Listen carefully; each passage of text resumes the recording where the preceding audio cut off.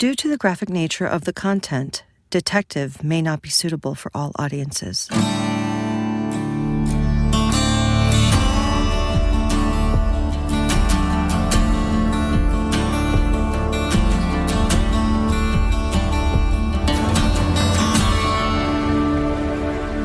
If you die standing erect, you're standing up, you're shot with a large caliber weapon, you're shot with something really big, you are run through with a sword, and you die on your feet.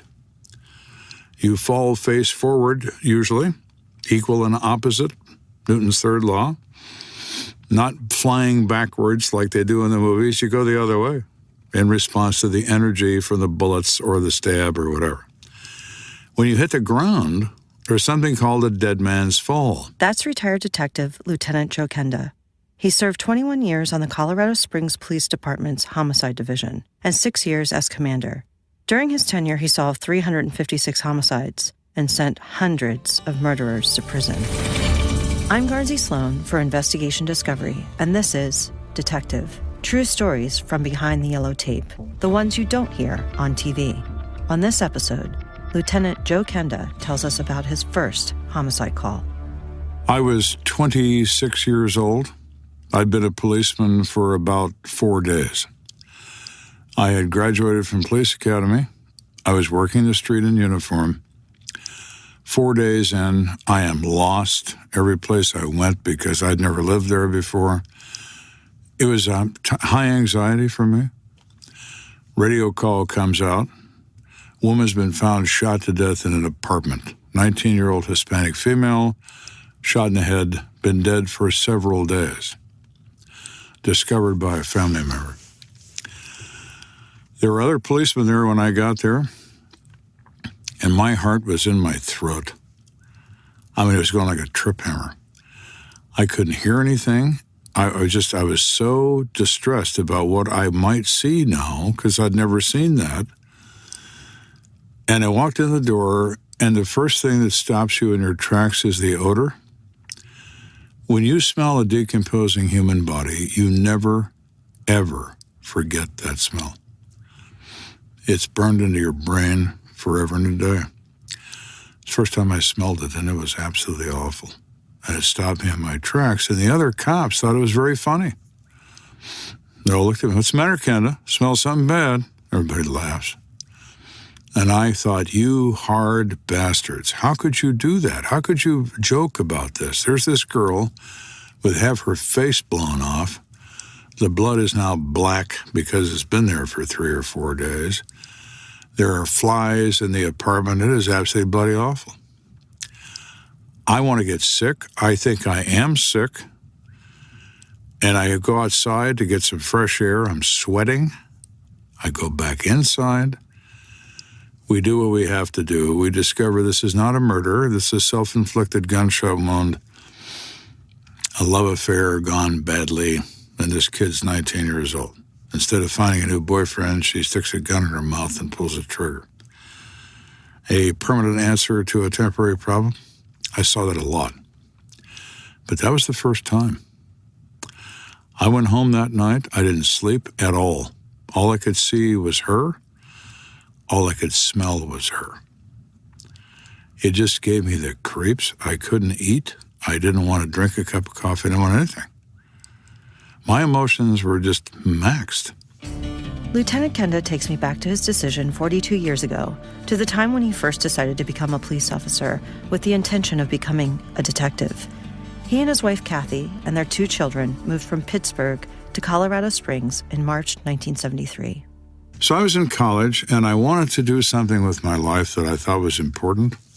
I wanted to do something I could control, that I would rise or fall on my own abilities.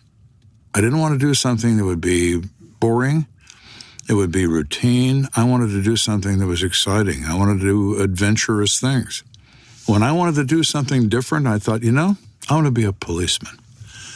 And if I'm going to be a policeman, I'm going to investigate the worst crime.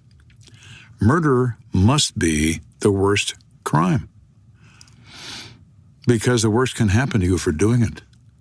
They're going to put you in jail forever, or they're going to kill you. That intrigued me. So I informed my new wife, who is still my wife, I might add, that we were going to take Horace Greeley's advice and go west young men. We lived in Pittsburgh, Pennsylvania. We had 2 little tiny babies, 19 months apart, and she looked at me like I had 8 heads when I said we're going to go to Colorado and I'm going to be a policeman. So off we go. We load up our family machine and a U-Haul trailer and a bumper, and we head for Colorado. I joined the police department. I'm the first guy employed there with a college education. They all hated me. They all called me college boy, because they didn't like that.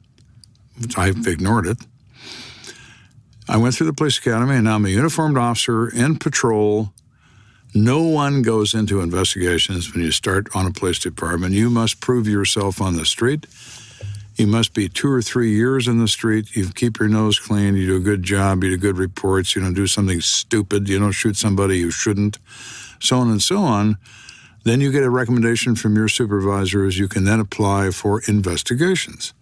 So my plan this whole time is that I'm going to go on the street. I'm going to do my 3 years, and then I'm going to be a detective because, by God, that's what I wanted to be.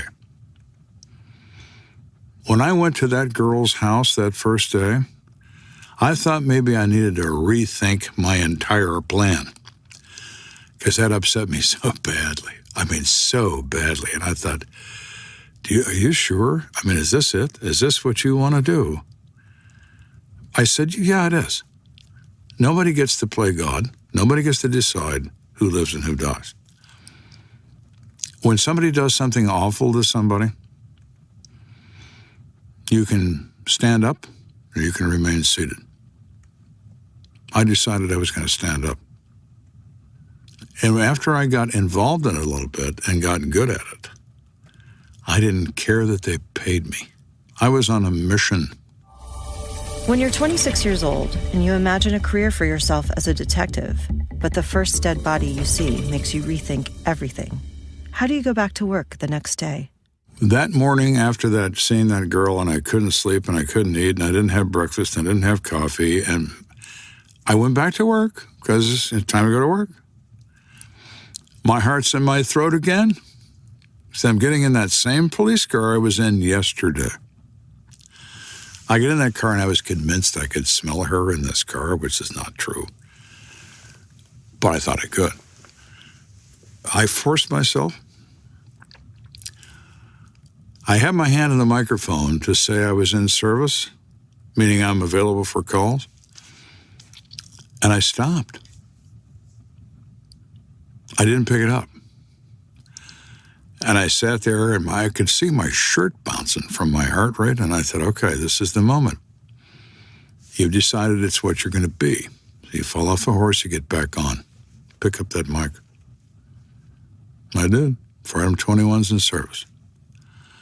Immediate response. Roger, 4 item 21. We have a domestic disturbance, following address. Here we go. Here we go. As time wore on, from that first to the second day, then the third day, then pretty soon it's the third week, then it's the third month, that feeling of anxiety faded away. Over time, didn't do it right away. There were a lot of anxious moments. Lots of times my heart was in my throat. Lots of times I was scared to death.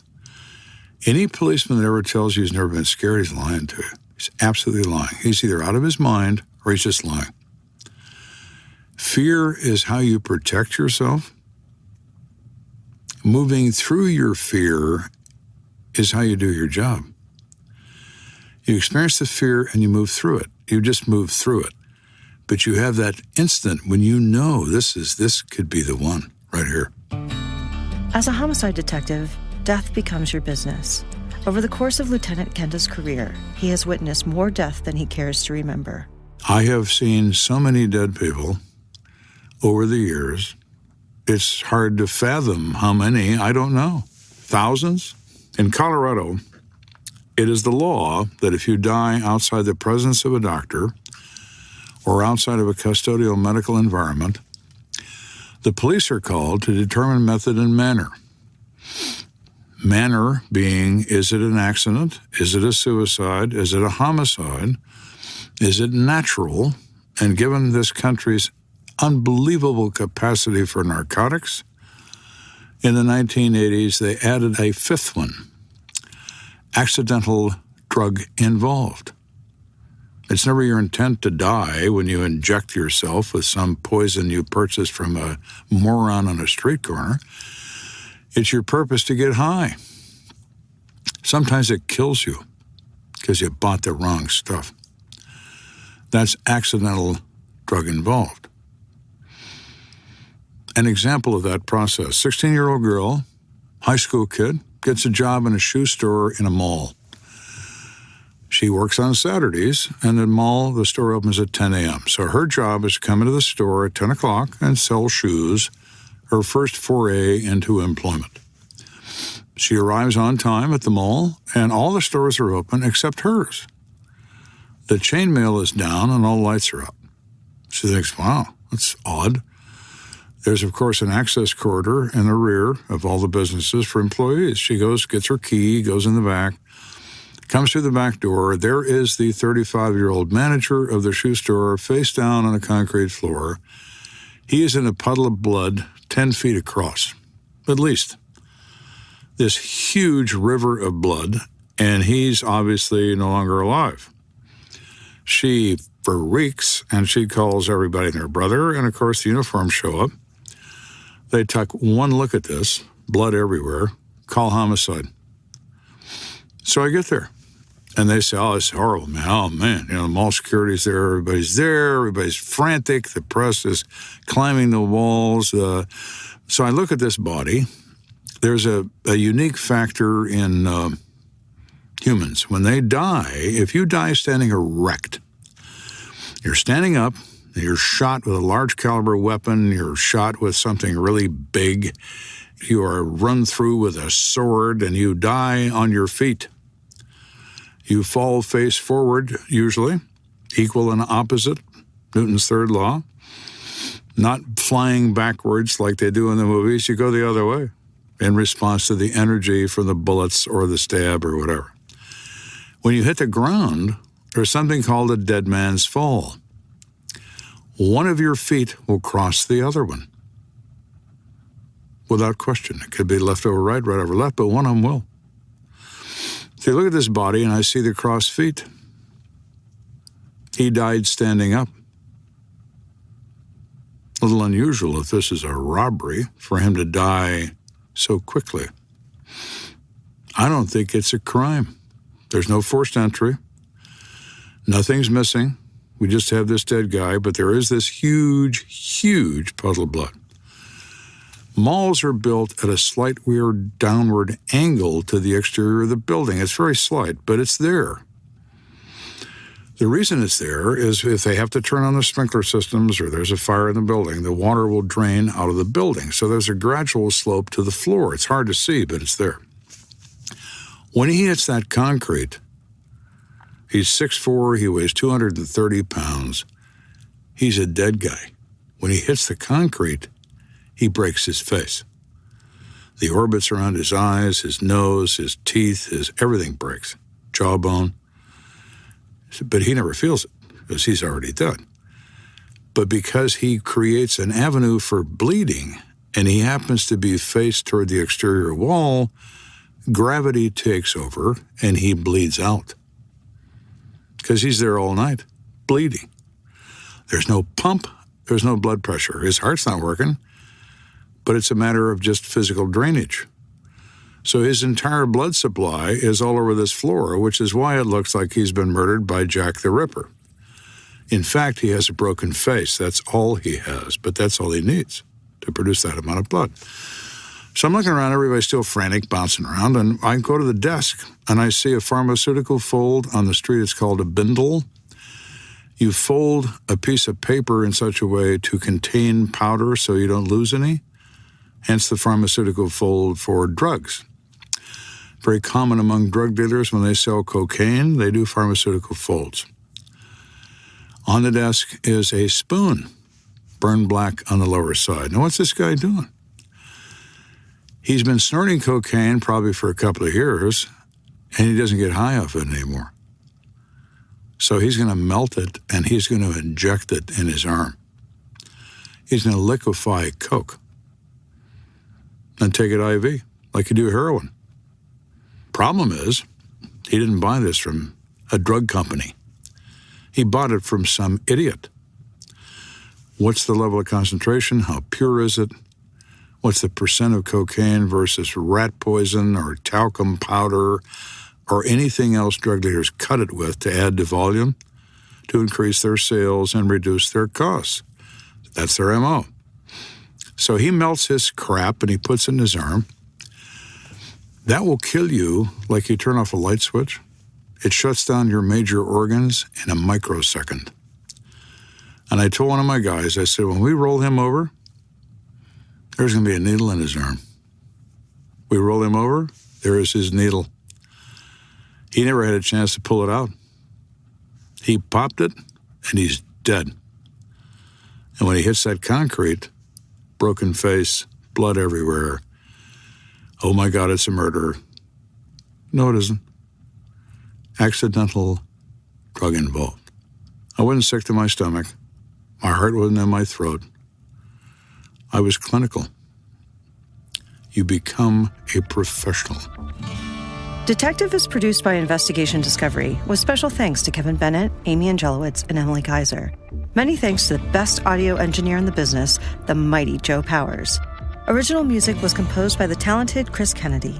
Cover art was designed by Anand Galat. Sign up now at iTunes to get new episodes of Detective on your feed. And join me, Garnsey Sloan, for an all-new episode coming in 2 weeks. Next time on Detective. People always ask me, what is the toughest case you've ever had? The hardest cases for me were children. I hated that. I have kids. There's nothing more innocent than a child. Humans are capable of things that don't occur anywhere in Mother Nature. Only humans do things like that. Animals kill for need, humans kill for pleasure. That's why they're so dangerous.